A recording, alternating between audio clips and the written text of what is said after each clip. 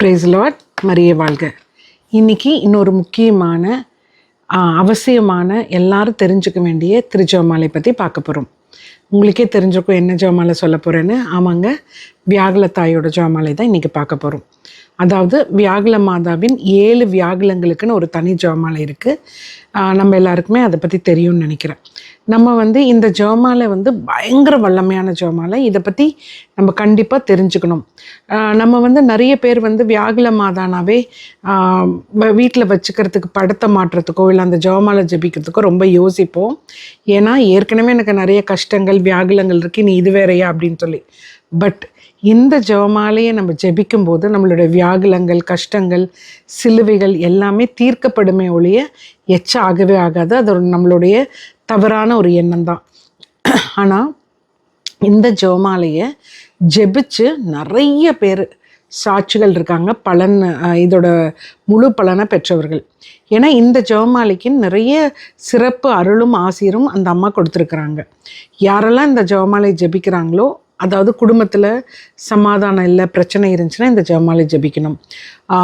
பிள்ளைகள்னால படிப்பு சரியாக இல்லை வேலை வாய்ப்பு இல்லைன்னா அவங்களுக்காக அதாவது பிள்ளைகளுக்காகவும், அப்புறம் வேலை வாய்ப்புக்காகவும் இந்த ஜெபமாலை. அப்புறம் குடும்பத்தில் பொருளாதார கஷ்டம் இருக்கு இல்லையா, பண கஷ்டம், அதுக்கும் இந்த ஜெபமாலை. அதே மாதிரி சில வியாதிகளுக்கு எல்லாமே இந்த வியாகுல மாதாவோட ஜெபமாலை ரொம்ப வல்லமையானது. நிறைய கஷ்டங்கள் நம்ம பெண்கள் சொல்ல மாட்டோம், வெளியே உள்ளுக்குள்ளேயே வச்சுப்போம். அது நம்மளுக்கே என்னன்னு தெரியாது, ஒரு பாரம் மட்டும் இருக்கும். ஸோ அந்த மாதிரி இருக்கிறவங்களுக்கும் இந்த வியாகுல மாதா ஜெபமாலை ஒரு மிகப்பெரிய வரப்பிரசாதம். இப்போது இந்த வியாகுல மாதா பற்றி நம்ம தெரிஞ்சுக்கலாம். அதாவது நம்ம நினச்சிக்கிறோம் நம்மளுடைய கஷ்டங்கள், வேதனைகள் தான் பயங்கர கொடியது, நம்மளுக்கு தான் ரொம்ப கஷ்டம், வியாகுலப்படுறோம்னு நினச்சிக்கிறோம். ஆனால் இந்த தாயை விட நம்மளுடைய வியாகுலங்களோ கஷ்டங்களோ பெருசே இல்லைங்க. உண்மையை சொல்லணும்னா இந்த தாய் தான் முழு வியாகுலத்தையும் அனுபவித்தவங்க. எல்லா வகையிலையும் எந்த பாவமே செய்யாத தன் மகன் இறந்த போதும் அதையெல்லாம் கண் கொண்டு பார்த்தவங்க. அதனால தான் இந்த தாய் என்ன பண்ணுறாங்கன்னா, யாரெல்லாம் கஷ்டப்படுறாங்களோ, வேதனைப்படுறாங்களோ, துக்கப்படுறாங்களோ, வியாகுலப்படுறாங்களோ அவங்கெல்லாம் சரியாகணும் தான் இந்த ஜெபமாலையை நம்மளுக்கு தந்திருக்காங்க. அதாவது தான் பட்ட வியாகுலமும் கஷ்டமும் யாரும் பெறக்கூடாது, எல்லாரும் நல்லா இருக்கணுங்கிறது தான் இந்த தாயோட எண்ணம். அதற்கான ஜெபமாலை பற்றி தான் இன்றைக்கி நம்ம பார்க்க போகிறோம்.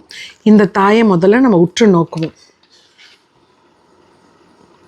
வியாகுல தாய் நமக்காக இறந்த தன் மகனை மடியில் சுமந்துட்டு எவ்வளோ வேதனையோடு பார்க்குறாங்க பாருங்கள்.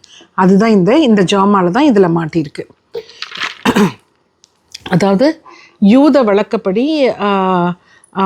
எல்லா யூத பெண்கள் எல்லாருமே இறைமகன் எனக்கு பிறக்கணும்னு சொல்லி எல்லாம் ஆசையோடு இருந்தாங்க. ஆனால் மாதாவுக்கு தான் அந்த பேர் கிடச்சிது.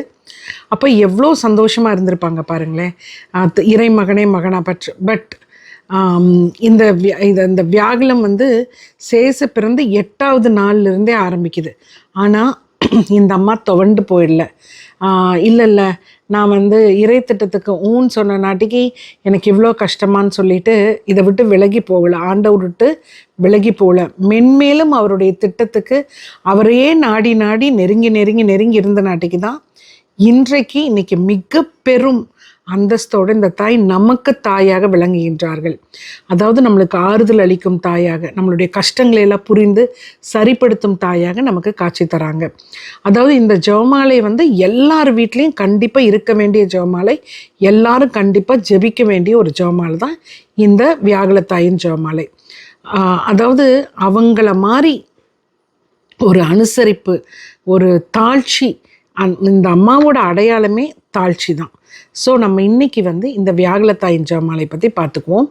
ஏன்னா இந்த தவக்காலத்தில் இந்த தாயின் தியாகத்தை நம்ம கண்டிப்பாக உணர்ந்து கொள்ள வேண்டும். ஒவ்வொரு நிகழ்வுலையும் அவர் பட்ட பாடுகள் எல்லாம் கூட இருந்தவங்க தான் இந்த தாய். இப்போது இந்த வியாகுல ஜெபமாலை பற்றி தியானிப்போம். எல்லா ஜெபமாலை தொடங்குற மாதிரி தான் பிதா சுதன் விசுவாச பிரமாணம், ஒரு பரலோகத்து மந்திரம், 3 அருள் நிறைந்த மாதிரி. அதுக்கப்புறம் பார்த்திங்கன்னா 7 மணிகள் தான் இருக்கும். 7 மணிகள் தான் இருக்கும். அது என்ன 7 மணிகள்னால் 7 வியாகுலம் பட்டாங்களே அதை குறிக்கிறது தான் அந்த 7 மணிகள். முதல் வியாகுலம் வந்து சிமியோன் தீர்க்க தரிசனம். அதாவது வாய் கட்டப்பட்ட, வாய் பேச முடியாத ஒருவர் கோயிலை காணிக்கையாக கொண்டு போய் கொடுக்க 8வது நாள் கொடுக்கும்போது அவர் வாய் கட்டவிழ்க்கப்பட்டு சொல்கிறார், ஒரு வாள் ஊடுருவி பாயும் இக்குழந்தை இஸ்ரேலின் எழுச்சிக்கும் வீழ்ச்சிக்கும் காரணமாகன்னு சொல்கிறாங்க. அதுதான் முதல் வியாகுலம். நிறைய சமயங்களில் நம்மளுக்கு துன்பங்கள் வரும்போது நம்ம துவண்டு போயிடுறோம். நம்ம வந்து என்னடா அது இவ்வளோ பெரிய கஷ்டமா நம்மளுக்கு அப்படின்னு சொல்லிட்டு ரொம்ப சோர்ந்து போயிடுறோம். ஆனால் சோர்ந்து போகாமல் ஆண்டவரை கைப்பற்றிக்கணுங்கிறது தான் இந்த வியாகுலத்தினுடைய நம்ம புரிந்து கொள்ள வேண்டிய தியானிக்க வேண்டிய ஒரு நிகழ்வு. ஸோ இந்த வியாகுலத்தை தியானிச்சுட்டு 7 அருள் நிறை மந்திரம் மட்டும் சொல்லணும். 2வது எகிப்து நோக்கி பயணம். அகதியாக ஏரோதுக்கு பயந்துட்டு எகிப்து நோக்கி கிளம்புறாங்க. இப்போ யோசிச்சு பாருங்க, பச்சை உடம்பு அந்த குழந்தையை தூக்கிட்டு பல மைல் தூரம் அப்படியே போகிறாங்க. ஸோ அந்த வியாகுலம் யோசிச்சு பாருங்கள். நிறைய சமயங்களில் நம்ம வந்து நாடு விட்டு நாடு வந்து, இல்லை ஊர் விட்டு வந்து, இல்லை நிறைய வந்து ஆண்டவர் விட்டு விலகி ஒரு மாதிரி நமக்கு யாரும் இல்லைன்னு ஒரு தனிமை நிலை அப்படி இருக்கும் இல்லையா? ஆண்டவர் நம்மளை கைவிட்டாருன்னு நினைப்போம். கண்டிப்பாக இல்லை. இறை திட்டத்துக்கு நம்ம ஊன்னு சொல்லி அவருடைய வழிநடத்துதல் பின்பற்றோம்னா கண்டிப்பாக ஒரு பெரிய நன்மை இருக்குங்கிறதுக்கு இந்த வியாகுலம். இதை தியானிச்சுட்டு 7 அருள் நிறை மந்திரம் சொல்லணும். 3வது சேசு காணாமல் போகிறார். 3 நாள் பரிதவிச்சிட்டாங்க மாதா. இங்கேயும் அங்கேயும் காமிச்சிட்டு தேடி ரொம்ப பரிதவிச்சிட்டாங்க. அதை குறித்து தியானிக்கிறோம். இதை தியானிச்சுட்டு 7 அருள் நிறை மந்திரம் சொல்லணும். இதில் நம்மளுக்கு என்ன புரியுதுன்னா, நிறைய சமயங்களில் நம்ம வந்து காணா போயிடுறோம், துளைந்து போயிடுறோம். நம்மளுடைய கஷ்டங்களில் சிலது வந்து நம்மளுக்கு ஒரு பிடிப்பில்லாமல் துவண்டு காணாமல் போயிடுறோம். ஸோ நம்ம விசுவாசத்தை விட்டுறோம். அதுதான் இங்கே காணாமல் போகுது. நம்ம எப்போவுமே விசுவாசத்தோடு இருக்கணும்னு சொல்லி இந்த வகையாக தியானிக்கிறோம். 4வது பார்த்திங்கன்னா, தாயும் மகனும் சிலுவை பாதையில் சந்திக்கின்றார்கள். மாதாவும் மகனும் சேசுவும் எந்த கோலத்தில் ஒரு தாய் தன் மகனை காணக்கூடாதோ, எந்த கோலத்தில் இருக்கிறத ஒரு மகன் தாய் பார்க்கக்கூடாதோ, அந்த மாதிரி 2 பேரும் கண்ணு பார்த்துக்கிறாங்க.